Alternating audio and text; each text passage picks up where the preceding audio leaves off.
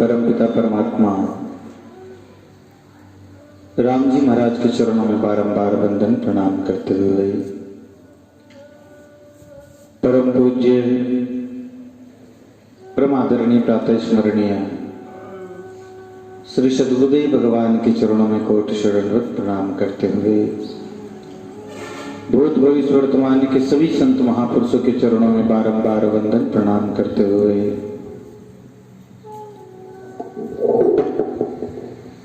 सत्संग सभा में विराजमान सभी सत्संगी गुरुमुखी राम स्नेही भाइयों माता और बहनों, बहुत ही सुंदर सत्संग श्रवण करने का शुभ अवसर हमको मिला हुआ है। श्री रामदास जी महाराज के द्वारा रचित भक्तमाल ग्रंथ के माध्यम से हम संतों के दिव्य जीवन चरित्र के बारे में श्रवण कर रहे हैं।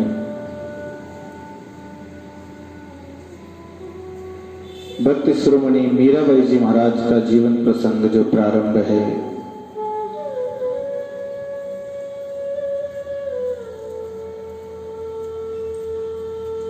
मीराबाई जी का जीवन परम भक्ति में निरंतर परमात्मा के ध्यान में निमग्न, निरंतर परमात्मा के चिंतन में लगे रह करके ही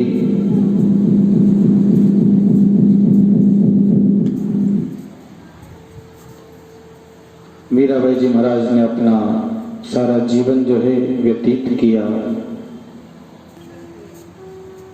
कल के प्रसंग में हमने श्रवण किया था, राणा जो है मीरा को मारने का अनेक प्रयत्न करता है और मीराबाई जी के ऊपर निगरानी रखने के लिए गुप्तचरियों को उनके पास में भेजता है। परंतु मीराबाई जी की भाव दशा को, उनकी भक्ति को, उनके परमात्मा के प्रति प्रेम को देख करके जो गुप्तचरी मीराबाई जी के समीप जाती वह भी भगवान की भक्त हो जाती थी और वह भी मस्त होकर के नाचने लगती, परमात्मा के प्रेम में दीवानी हो जाती।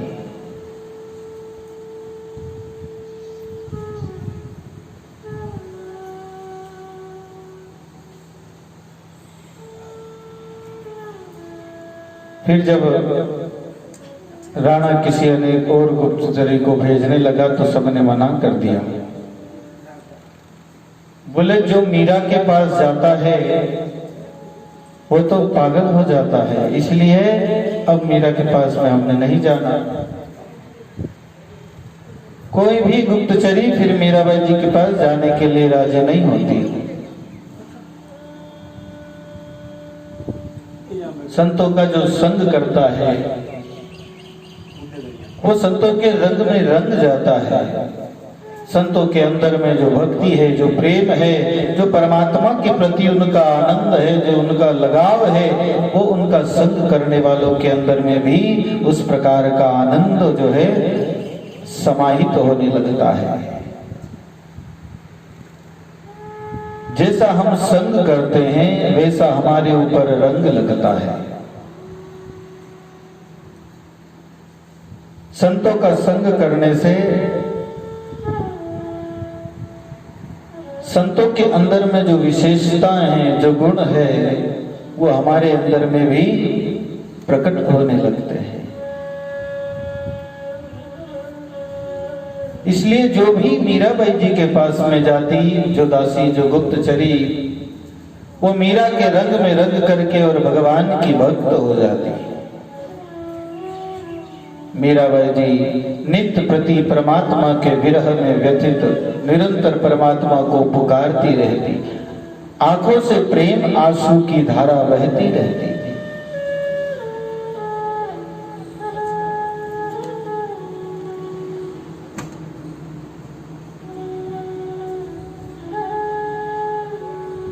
मीराबाई जी की विरह में व्याकुल रहने के कारण ऐसी दशा हो गई कि वो बीमार जैसे दिखने लग गए, बिल्कुल थक गए, शरीर दुबला हो गया। परमात्मा के विरह में उन्हें भूख का भान नहीं रहता, प्यास का भान नहीं रहता, शरीर अति दुर्बल हो गया, बहुत ही थकी हुई दिखने लगी। बोलो राम।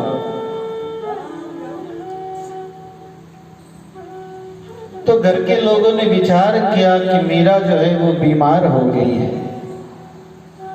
ऐसा लगता है कि मीरा बीमार हो गई है। घर के लोग मीरा के इलाज के लिए एक वैद्य को लेकर के आते हैं, मीरा को दिखाने के लिए कि मीरा बीमार है, इसका इलाज करावे। तो वैद्य को लेकर के आते हैं, वैद्यराज जी आते हैं और मीराबाई जी के कक्ष में जाते हैं, मीराबाई जी को देखते हैं। मीरा की दशा को देख करके वैद्यराज जी विचार करते हैं कि बीमार तो है। पहले के जमाने में आजकल के डॉक्टर रहते ऐसे डॉक्टर नहीं हुआ करते थे, पहले नाड़ी वेद हुआ करता था, जो हाथ पकड़ के नाड़ी पकड़ करके और बीमारी का परीक्षण करता था कि इनको क्या रोग है, क्या बीमारी है। वैद्य जी गया, मीरा के पास में बैठा, मीरा का हाथ पकड़ा और देखने लगा, निरीक्षण करने लगा।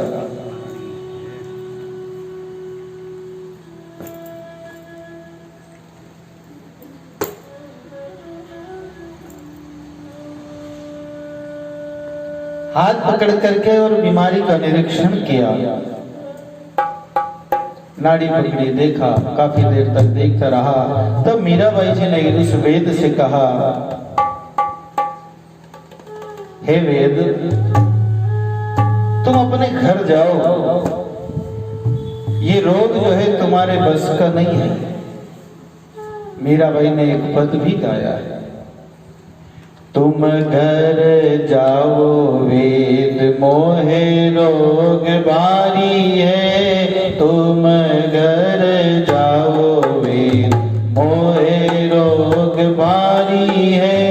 रोग रो काटनियो मारो सांवरियो गिरधारी है, रोग रो काटनियो मारो सांवरियो गिरधारी है। तुम घर जाओ वेद मोहे रोग भारी है। मीराबाई जी वेद से कहते हैं कि हे वेद जी, तुम घर जाओ, मेरा जो रोग है वो बहुत बड़ा है, तुम्हारे समझ में आने वाला नहीं है। तुम घर जाओ वेद मोहे रोग भारी है, तुम घर जाओ वेद मोहे रोग भारी है।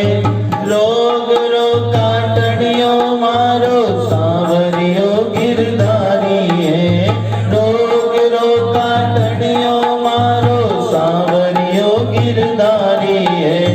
तुम घर जाओ वेद मोहे रोग भारी है, तुम घर जाओ वेद रोग भारी। नाड़ी में टटोले काई दर्द करे जामाही, नाड़ी में टटोले काई दर्द करे जामाही। नाड़ी वेद जाने नहीं मूर्ख अनाड़ी है, नाड़ी वेद जाने नहीं मूर्ख अनाड़ी है।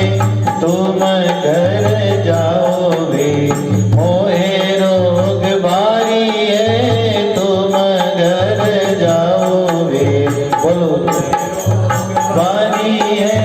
रोग रो काटनियो मारो सांवरियो गिर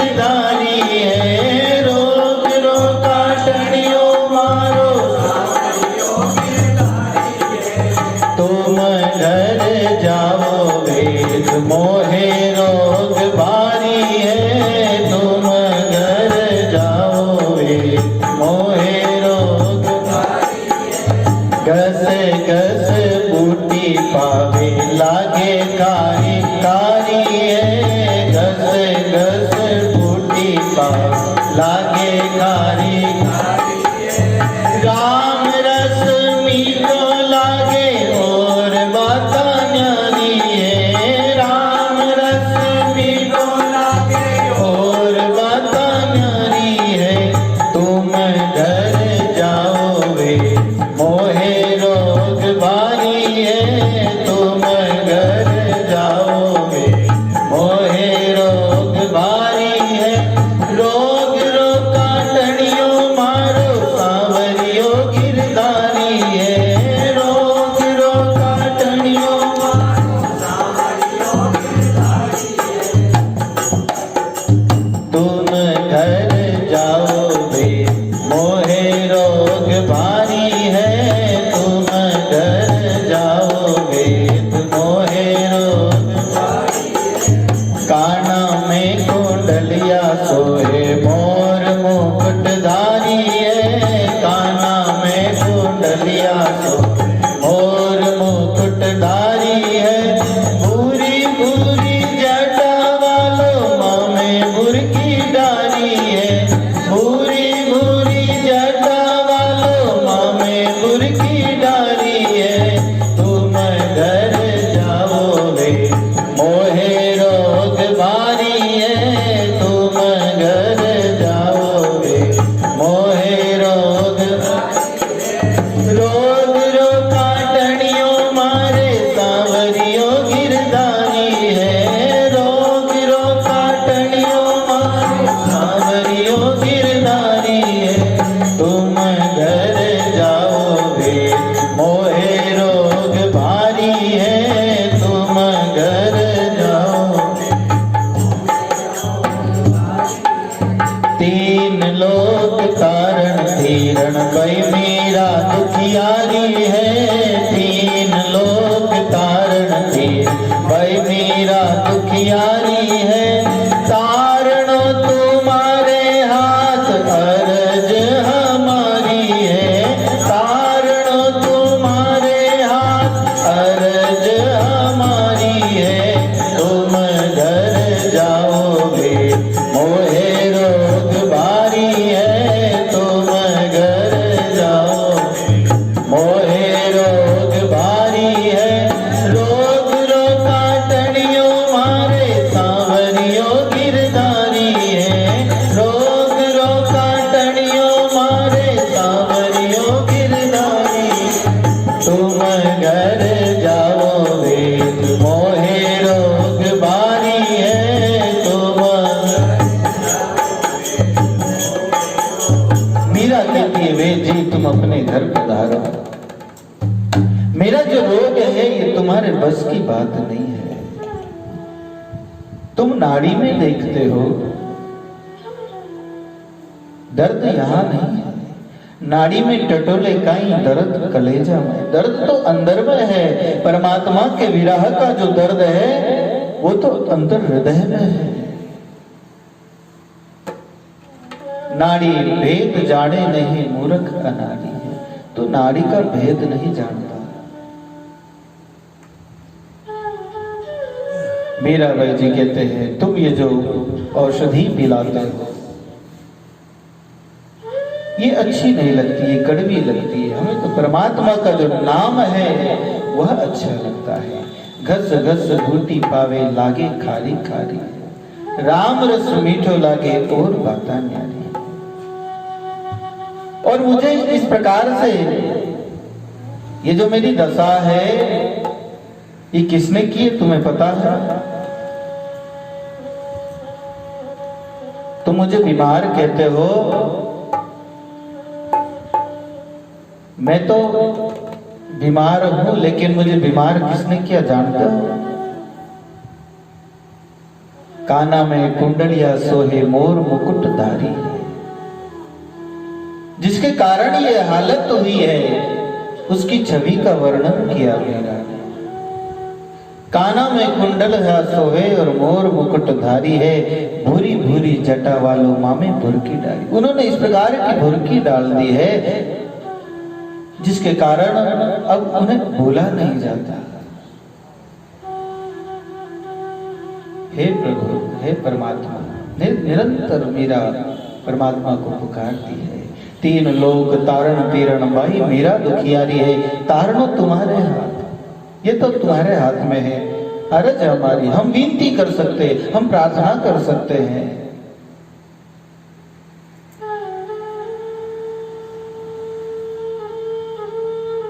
वेद चला गया, मीरा अपने भजन में पुनः लग गई। निरंतर अपने श्याम सुंदर के ध्यान में मीराबाई जी लगी रहती, निरंतर उन्हीं के चिंतन में उनका समय व्यतीत होता।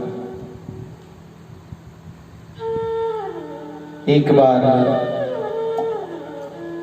एक नीच प्रवृत्ति का मनुष्य दुर्बुद्धि को लेकर के साधु का वेश बना करके श्री मीराबाई जी के निकट आया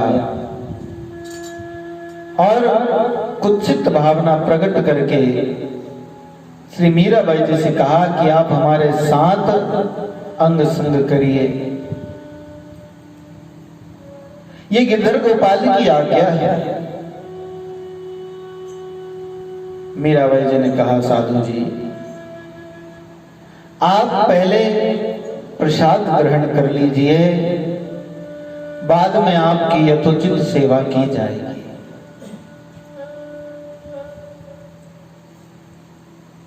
उस छद्म वेशधारी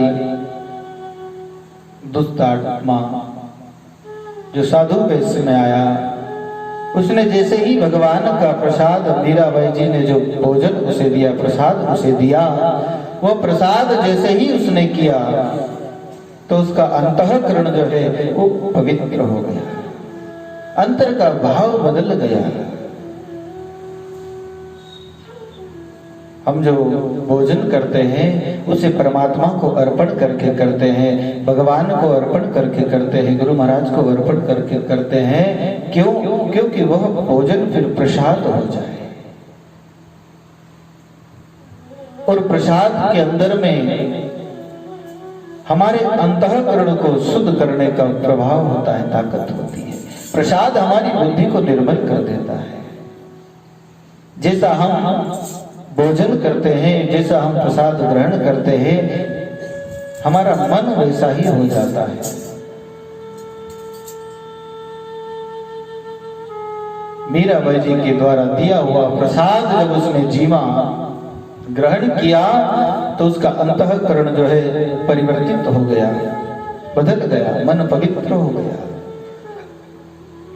और वह श्री मीराबाई जी के चरणों में गिर गया और क्षमा याचना करने लगा तथा मीराबाई जी से के द्वारा भक्ति का वरदान प्राप्त करके पुनः वास गया।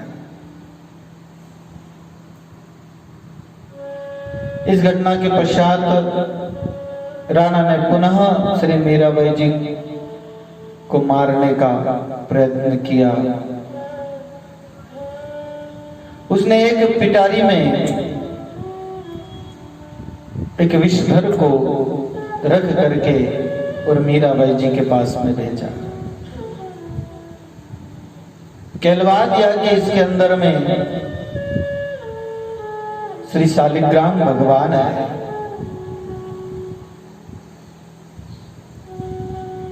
किसी सेवक के हाथ मीरा के पास में भेजा। मीरा को जाकर के कहा कि इसके अंदर में शालिग्राम भगवान है, आप इसकी सेवा पूजा करें, आपके पास रखे। श्री मीराबाई जी ने सहर्ष उस पिटारी को स्वीकार किया और अपने नित्य कर्म स्नान आदि से निवृत्त होकर के उस पिटारी को खोल करके देखा तो उसमें भगवान श्री गिरधर गोपाल जी की कृपा से मीराबाई जी के देखते देखते ही वह सर्प जो है शालिग्राम हो गया। सर्प जो है शालिग्राम में परिवर्तित हो गया, भगवान की मूर्ति बन गया। मीराबाई जी ने उस समय ये पद गाया, आनंदित हुई कि मीरा मगन भई हरि गुण गाय। सांप पिटारा राणा भेजा, मीरा हाथ दियो जाए, और नाय दोए जब देखने लगी, शालक ग्राम देख पाए। जैसे मीरा ने उसे खोल करके देखा तो उसमें शालिक ग्राम मिल गए। सर्प जो है वो अदृश्य हो गया।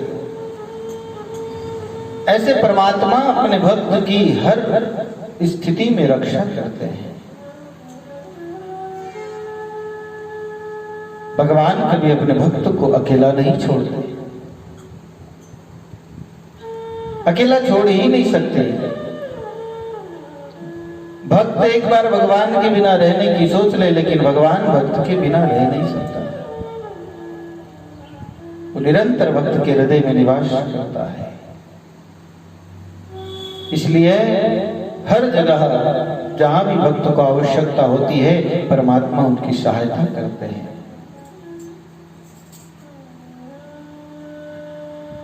ऐसे मीराबाई जी के जीवन में अनेक घटनाएं घटी। राणा ने कितनी प्रकार से उन्हें मारने का प्रयत्न किया, बदनाम करने का प्रयत्न किया। एक बार अकबर बादशाह ने संगीत सम्राट जो तानसेन थे उनसे पूछा कि आज के समय में ऐसा कोई है जिसकी आवाज में भक्ति की परम माधुर्यता हो, ऐसा कोई है जिस पर भगवान रीझते हो। भक्त तो भगवान पर रीझता ही है, उन्हें मनाता ही है, लेकिन क्या ऐसा कोई भक्त है जिस पर भगवान रीझते हो?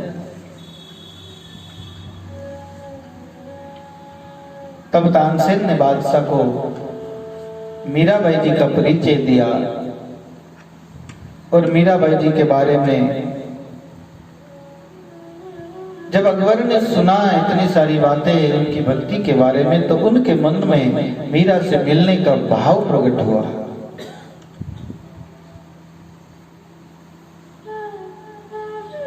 विचार किया कि ऐसे महामूर्ति का दर्शन हमें भी करना चाहिए। उनकी दर्शनों की अभिलाषा जब हृदय में जगी, तब बादशाह ने कहा, अकबर ने कहा कि तानसेन मुझे किसी भी प्रकार से उनके दर्शन कराइए।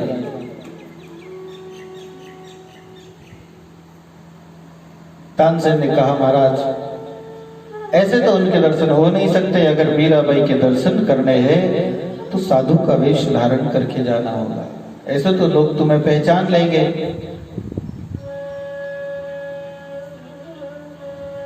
अकबर ने कहा, जैसे भी हो मुझे इनके दर्शन करने हैं। बादशाह अकबर व तानसेन ने साधु का वेश धारण कर लिया और मीराबाई जी के दर्शन के लिए आए। श्री मीराबाई जी ने साधु का स्वागत किया, आसन दिया तथा तानसेन ने श्री मीराबाई जी के परम आराध्य श्री गिरधर गोपाल जी के सन्मुख एक पद भी गाया। सुमरण हरि को करो, जासु होए भव पार, यही सीख जान मन कयो है, पुराण में भगवान आप करता है। दीन बंधु दया सिंधु पतित पावन, आनंद कंद तो शेष कहत हूँ पुकार। हे प्रभु मैं तुमसे ये पुकार के कहता हूँ। दीन बंधु दया सिंधु पतित पावन, आनंद कंद तो से कहत हूँ पुकार।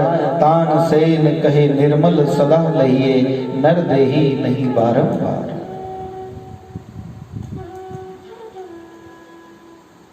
ये मनुष्य जीवन बार बार नहीं है। निरंतर परमात्मा का भजन करते रहे, सुमरन करते रहे। बाद में मीराबाई जी ने भी पद गाया था कि भज मन चरण कमल अविनाशी।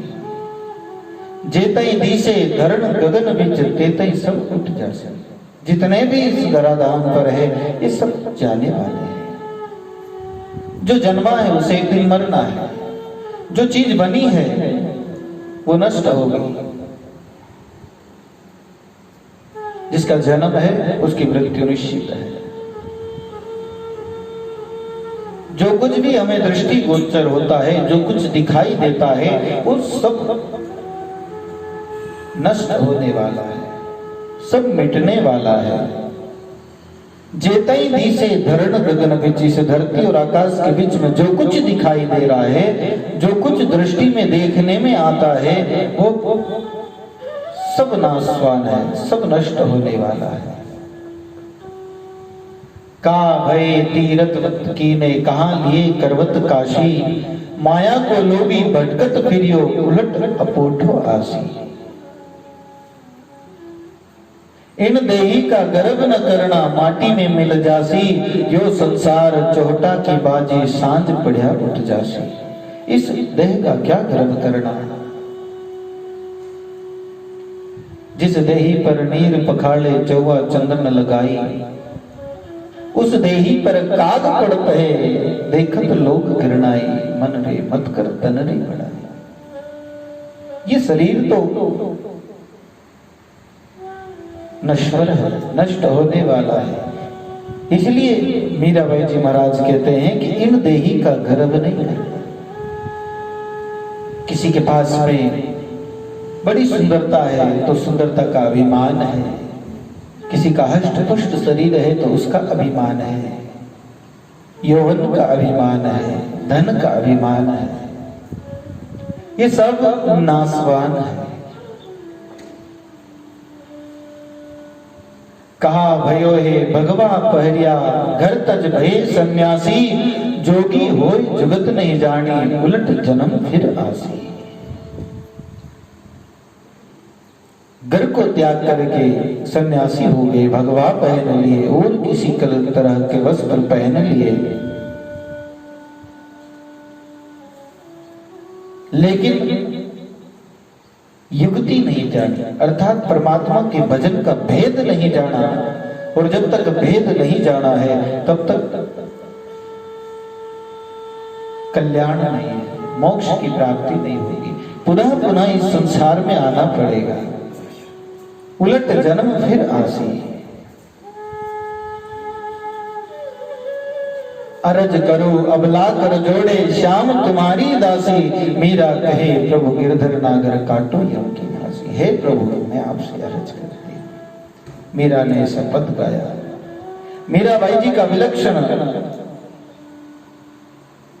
ये पद सुन करके, उनके भाव भंगिमा देख करके बादशाह अकबर ने प्रसन्न होकर के भावपूर्वक एक रत्न जड़ित हार जो है वो मीराबाई जी के भेंट किया।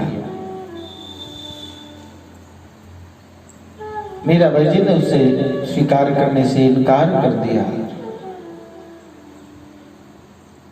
लेकिन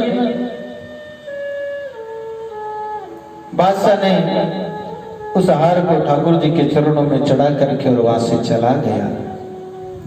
श्री मीराबाई जी ने इस श्री ठाकुर जी की इच्छा जान करके स्वीकार कर वह मणिमाला अपने आराध्य भगवान को धारण करा दी, भगवान के गले में पहना दी। श्री मीराबाई जी की ननंद उदाबाई जी ने जब उस मणिमाला को देखा, उस रत्न जड़ित हार को देखा, तो उसे तत्क्षण ही जाकर के अपने भाई से उसके बारे में कहा। जब विक्रम ने ये बात सुनी तो वह मीराबाई जी के पास में आया और उसने उस हार को, उस माला को देख करके उसे देने वाले का परिचय पूछा। तब मीराबाई जी ने कहा, मैं और तो कुछ नहीं जानती, लेकिन दो सजन साधु वेश में यहाँ आए थे, उन्हीं में से एक ने ये माला श्री ठाकुर जी के श्री चरणों में समर्पित की। तत्पश्चात राणा विक्रम ने उस मणियों की माला को, अर्थात उस हार को वहां से लेकर के और चला गया। जब उसने अपने महल में जाकर के बारीकी से उस हार की पारख की, उसका निरीक्षण किया, तो उस माला की प्रत्येक मणि पर अकबर का नाम लिखा हुआ था।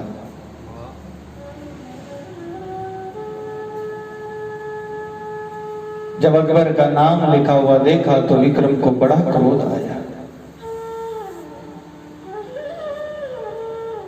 अब तो उसने मीरा को मारने का मन में विचार बना लिया, ठान लिया कि अब मैं इसे मार डालूंगा। ये दुश्मन से मिली हुई है। उस समय राजपूतों के और अकबर के बीच में युद्ध चल रहा था। मीरा के संबंध में जो हमने पहले सुना, उनके ससुर जी, उनके पति देव की जो मृत्यु हुई थी वो युद्ध में ही हुई थी। भोजराज भी युद्ध से घायल होकर के घर आया था, उसके कारण उसकी मृत्यु हो गई थी। उनके बाद में जो गादी पर बैठे थे उनके छोटे भाई, वो भी युद्ध में ही मारे गए थे। इसलिए उस समय अकबर से इनका बड़ा विरोध चल रहा था। और जब विक्रम ने अकबर का नाम उस मणिमाला पर देखा तो उन्हें बड़ा क्रोध आया और विचार किया कि ये मीरा दुश्मन के साथ में मिली हुई है।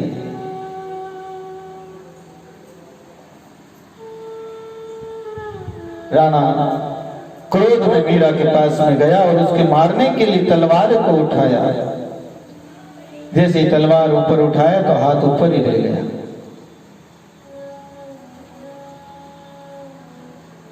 और राणा को एक मीरा के जगह 4-4 मीरा दिखाने लगी। जब 4 मीरा दिखने लगी तो राणा बड़ा भयभीत हुआ। बाद में मीराबाई जी की दया से हाथ नीचे आया। राणा ने एक और नवीन उपाय सोचा। उसने विचार किया कि श्री मीराबाई के प्राण जो है गिरधर गोपाल जी में है, तो क्यों ना इस गिरधर गोपाल की मूर्ति को मीरा से अलग कर दिया जाए तो ये वैसे ही मर जाएगी।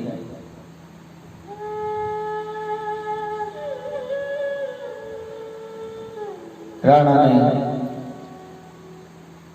मीराबाई जी के आराध्य भगवान श्री गिरधर गोपाल जी की मूर्ति को चुरा करके और एक तालाब में फेंक दिया।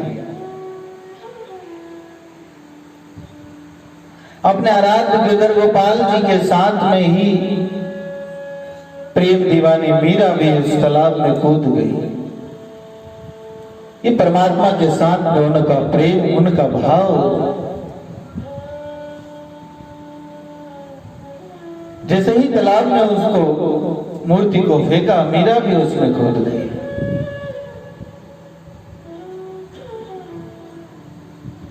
श्री ठाकुर जी श्री मीराबाई जी के वक्ष स्थल से आ लगे और श्री ठाकुर जी ने ऐसी लीला रची कि श्री मीराबाई जी कूदी तो चित्तौड़ के सरोवर में थी, लेकिन निकली वृंदावन में श्री यमुना जी में।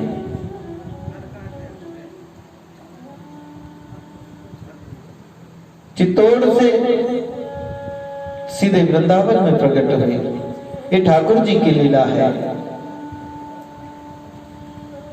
कहते हैं मीराबाई जी ने वहां पूछा कि भाई ये जगह कौन सी है, तो लोगों ने बताया ये वृंदावन है। मीरा ने पूछा यहाँ कोई दीपक है, माने कोई संत है? बोलो राम। इतना सुनकर एक व्यक्ति ने कहा कि हाँ, यहाँ पर सभी दीपक है, यहाँ पर भक्त ही भक्त है। तब मीराबाई जी ने उस व्यक्ति से पूछा कि हाँ, तुम किसी समीपस्थ जो नजदीक हो ऐसे महात्मा का नाम बताओ। तब उस व्यक्ति ने श्री मीराबाई जी से कहा कि यहाँ समीप में ही श्री जीव गोस्वामी जी महाराज, उनका आश्रम है। वो वहां पर रहते हैं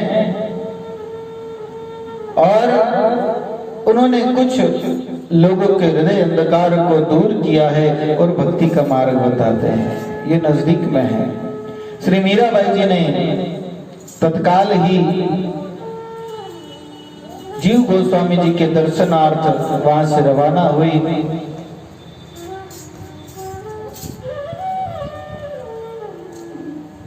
जीव गोस्वामी जी जिस कुटी में रहते थे, जिस भजन स्थली पर रहते थे, मीराबाई जी वहां पहुंची और उनके सेवक से प्रार्थना की कि मैं पूज्य श्री गोस्वामी जी का दर्शन करना चाहती हूं।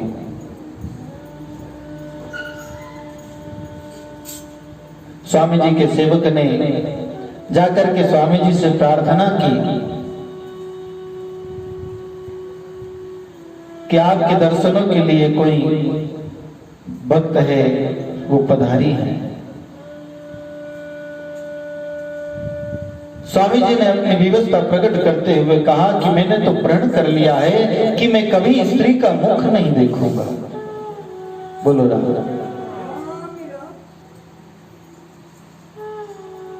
मैं किसी स्त्री का मुख नहीं देखूंगा, ऐसा मेरा प्रण है, इसलिए उनसे कहो कि मैं उनसे नहीं मिल सकता।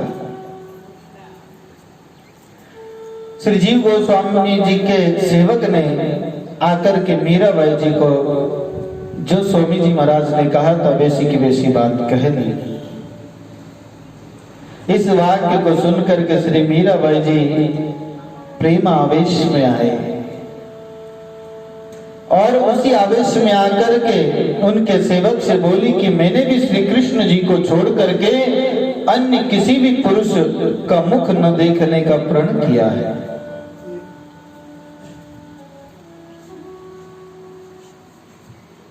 और मैंने सुना है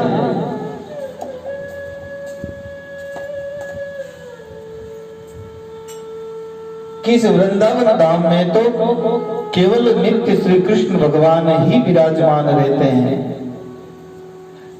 अन्य पुरुष का तो यहाँ पर प्रवेश ही नहीं है, क्योंकि यहाँ पर तो भगवान श्री शंकर जी तक के लिए गोपी बन करके आना पड़ा तब प्रवेश मिला, वैसे प्रवेश यहाँ वर्जित है। फिर यह अन्य पुरुष कहां से आ गया जो स्त्री का मुख न देखने की प्रतिज्ञा करके बैठा हुआ है, प्रण करके बैठा हुआ है।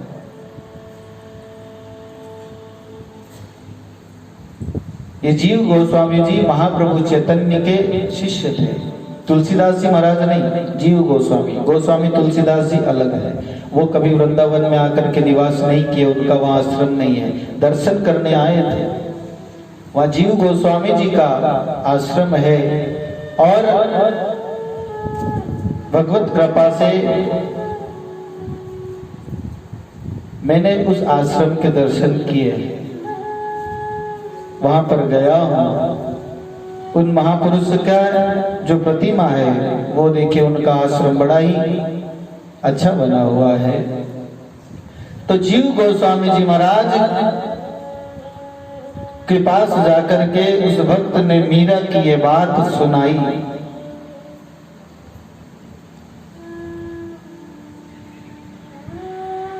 मीराबाई जी ने कहा, मैं अभी स्वामिनी श्री राधिका जी से पूछती हूँ कि आपके रहस्य स्थल में इस अन्य पुरुष का प्रवेश कैसे हो गया। ये बातें जब सेवक ने गोस्वामी जी से जाकर के कही